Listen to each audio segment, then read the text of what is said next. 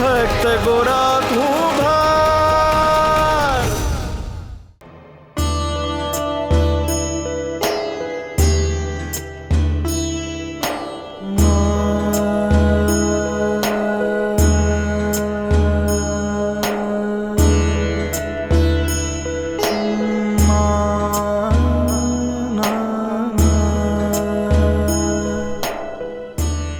શું થયું જગન્નાથ? જગન્નાથ કહો છો અને મારી વેદનાનું કારણ પણ પૂછો છો? મારો ભક્ત પાણી પીને પેટ ભરે અને હું ભર પેટ જમું? જગતનો નાથ થઈને મારા ભૂખ્યા ભક્તની વેદનાને ભૂલી જાઉં? જ્યારે જ્યારે મારા ભૂખ્યા ભક્તને તકલીફ થાય છે ત્યારે ત્યારે મારું હૃદય વેદના અનુભવે છે. મારા ભક્તને જમવા માટે અન્નનો દાણો પણ ના હોય અને હું પકવાન આરોગું? એ શક્ય નથી. હું જાણું છું નાથ, પણ હું તો મારી ફરજ. તમે તમારી ફરજ નિભાવી, પણ હવે હું મારી ફરજ નિભાવી રહ્યો છું. હું આ અન્ન ગ્રહણ નહીં કરી શકું.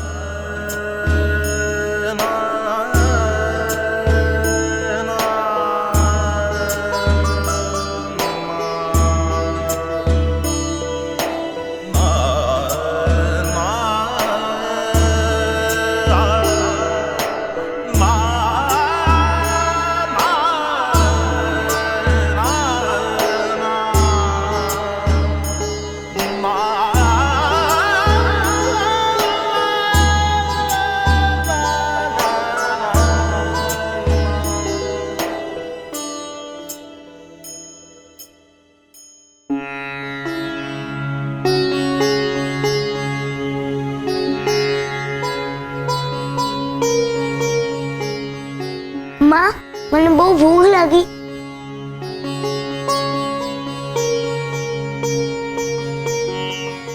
મને બહુ ભૂખ લાગી છે. મને ભૂખના લીધે પેટમાં પણ બહુ દુખે છે ને ઊંઘ પણ ન થતી. માં હોત ને તો મને રોટલા પણ ઘડી આપત. જો હું કાંઈ ખાઈશ નહીં તો મને ઊંઘ નહીં આવે. હા, હું પાણી પી લઉં એટલે મારું પેટ ભરાઈ જશે.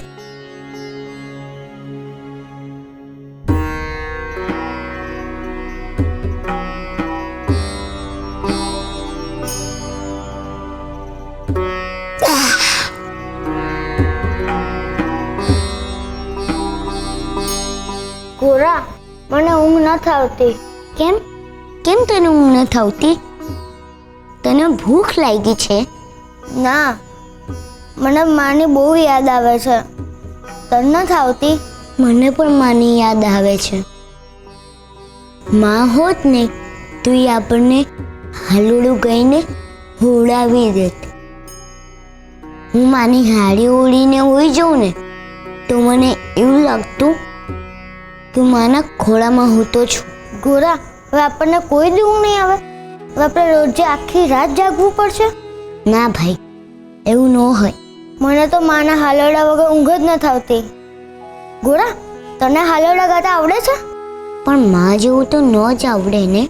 તો પછી હુવાટું શું કરશું ગોરા? આપણે રોજ આખી રાત જાગીશું તો પછી બીજા દિવસે બીમાર નહીં પડી જઈએ ને બિચારા બાપાને વધારે ચિંતા થશે.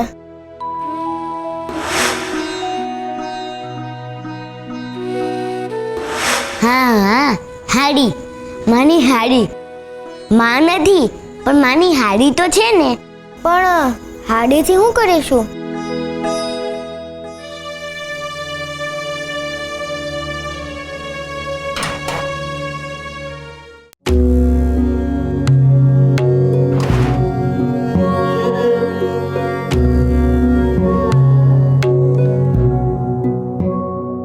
સુરા, માની સાડી શું?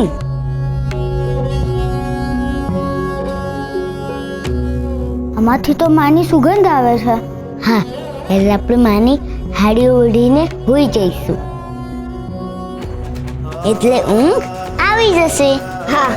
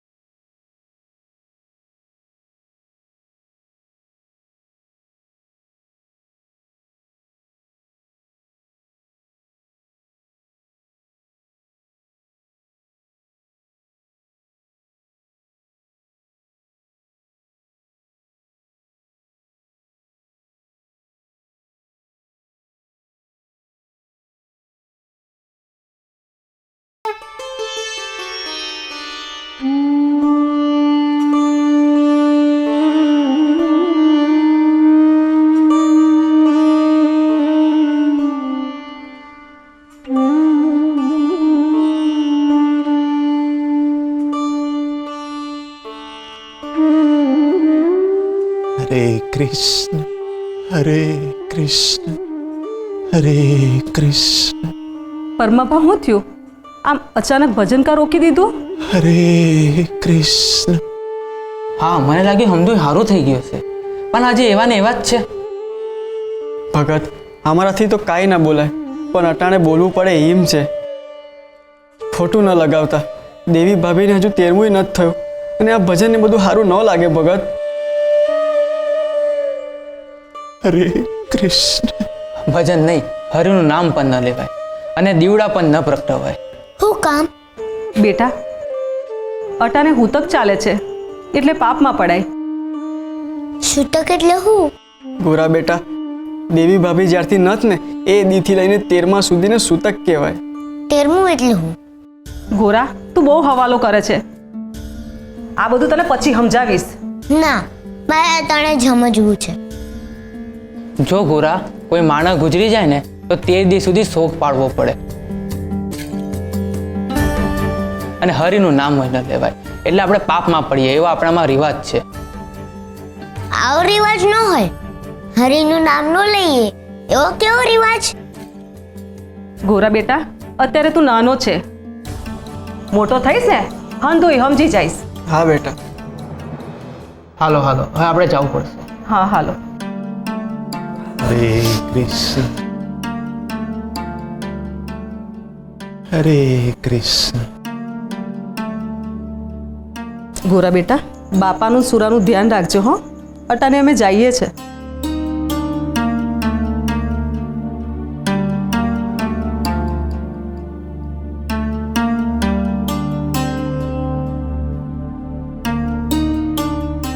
હરે કૃષ્ણ.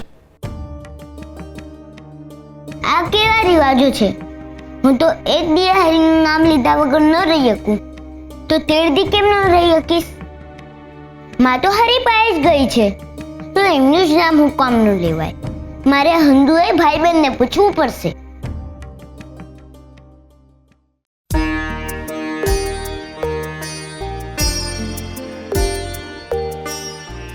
ભાઈ બહેન, સાંભળ્યું?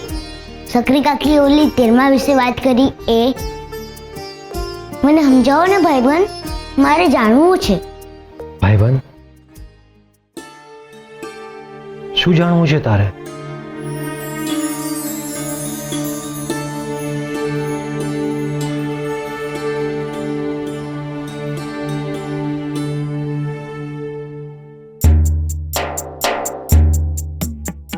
મેં તમારી મૂર્તિ હારે વાત કરી ને તમે અહીંયા આવી ગયા.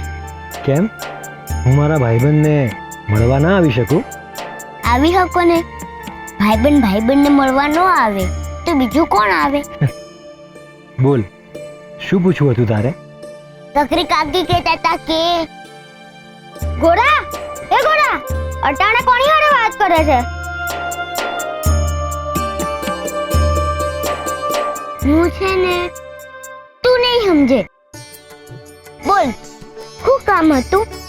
ગોરા, સવાર પડી ગઈ છે, મને બહુ ભૂખ લાગી છે. થોડા રોટલા છે ઘરમાં? સગરી કાકી આપી ગયા હતા તો પતી ગયા. તો હવે ભાઈબંધ, હું હમણાં જ આવું છું. હા, જા, જઈ આવ. હું અહીંયા જ તારી રાહ જોઉં છું. હાલ સુરત, રસોડામાં બીજું કઈ પડ્યું હોય ને તું લેતો આવ. હાલ હાલ. મારું માનો તો ઈ રાતથી ભગલો દેખાણો જ નથ. કઈ વાંધો નહીં, આ પૂજારી બાપા તો છે ને, પુલકેશી બાપાને કહીને એમને સીધા મહારાજ પાસે લઈ જઈએ, એ જ એમનો ન્યાય કરશે. હા હા, સાચી વાત છે. આ પરમાભા અને બાળકોની હાલત જોઈને મને તો એમના પર બહુ ગુસ્સો આવે છે. એમને સજા તો આપવી જ પડશે. અરે હા, એમને તો સજા કારાવાસની મળશે. પણ આ ગોરાને મારવા એ લોકો ભયાનક અને વેરાન જગ્યા લઈ ગયા હતા. આ તો કરમની કઠણાઈ કહેવાય. આ ગોરાને મારવા ગયા એમાં બચારી દેવીનો ભોગ લેવાઈ ગયો. હસી વાત છે હો. હાલો.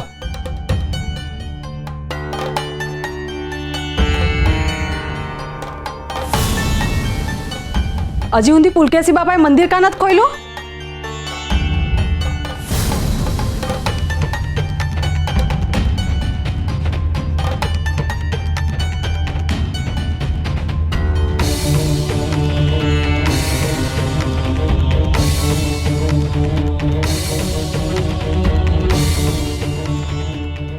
આગળ છે અને હું લખ્યું છે એમાં. લાગે છે આ પુલકેશી બાપાએ લખ્યો છે. વાંચ તો હું લખ્યું છે.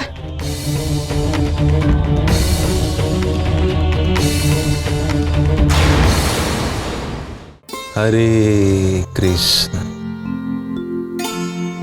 ગોરા, જમવા હાટું તો કાંઈ નથી.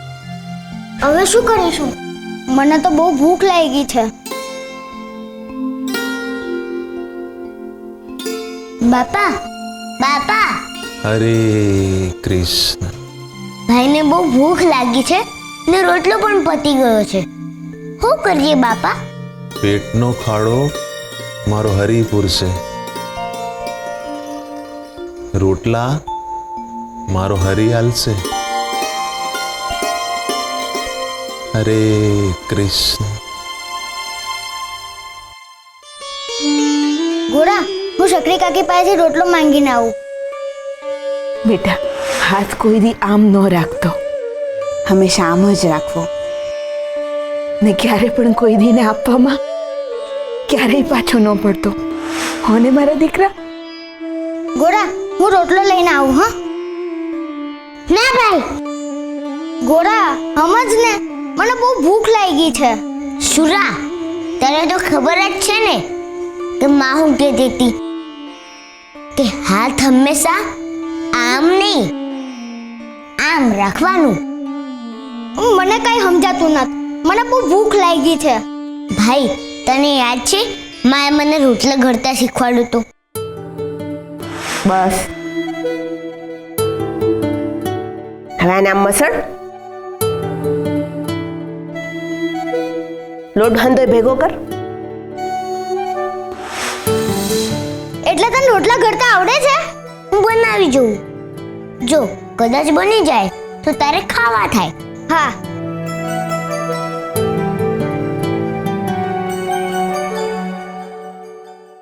થોડી વાર હું ભાઈબંધ, હું હમણાં જ આવું છું, પછી આપણે બે વાતો કરીએ. હા? ભલે મારા ભાઈબંધ, હું અહીંયા બેઠો તારી રાહ જોઉં છું અને વાંસળી વગાડું છું. પણ મારું એક કામ કરીશ? શું કામ? હું અહીંયા બેઠો બેઠો વાંસળી વગાડીશ તો મને તરસ લાગશે. એટલે તું લોટ બાંધવા બેસે એ પહેલા મને એક પેલો પાણી આપીશ? હા. હરે કૃષ્ણ.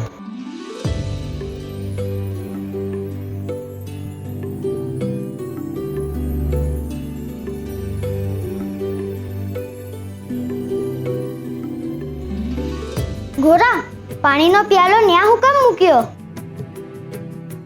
તું આઈ જા રોટલો ઘડવા.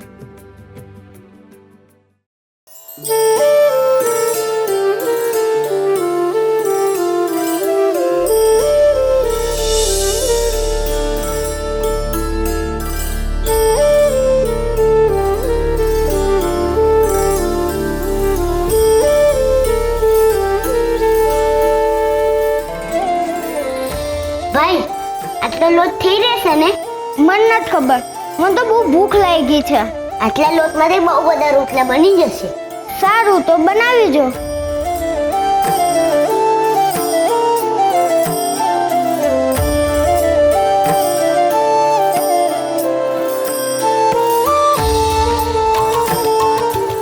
વાંધો નહીં ભાઈ, તું ચિંતા ન કર.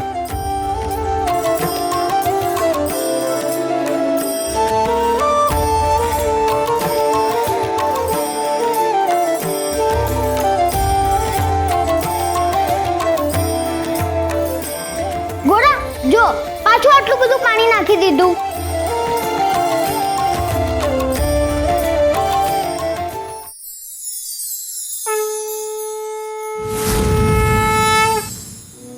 આપ બળ પાર કી આશ સદા નિરાશ. બીજા લોકો મદદ કરે અને કાર્ય કે જીવન ચાલે, એ વાત જ પોતાની જાત સાથે અપ્રમાણિકતા છે. જે મનુષ્ય બીજાના આધારે જીવન વ્યતીત કરે છે, જીવનમાં કોઈ એક ક્ષણે એ ખૂબ જ નિસહાય બની જાય છે અને એ સમયે એ પોતે પણ પોતાની મદદ નથી કરી શકતો. ઘણા મનુષ્યો ચમત્કારો પર, આકસ્મિક ખુશીઓ પર, ઈશ્વર પર આધાર રાખીને બેઠા હોય છે. પરંતુ યાદ રાખવું, ઈશ્વર હાથ આપે છે, હાથ ચલાવે નહીં. જે લોકો ઈશ્વર પર આધાર રાખીને બેઠા હોય છે એ ઈશ્વરનું અપમાન કરે છે. આ બળ એ સૌથી મોટું હથિયાર છે આગળ વધવાનું અને જીવન જીવવાનું. હંમેશા હાથ દાન આપવા માટે અને પગ ચાલવા માટે જ ઉપાડવા. જે પોતાની મદદ કરે છે ઈશ્વર એની મદદ કરે જ છે. તમે જ્યારે ઈશ્વરના ભરોસે બેઠા હોવ ત્યારે એકવાર વિચારવું કે ક્યાંક ઈશ્વર પણ તમારા પર ભરોસો કરીને તો નથી બેઠા ને.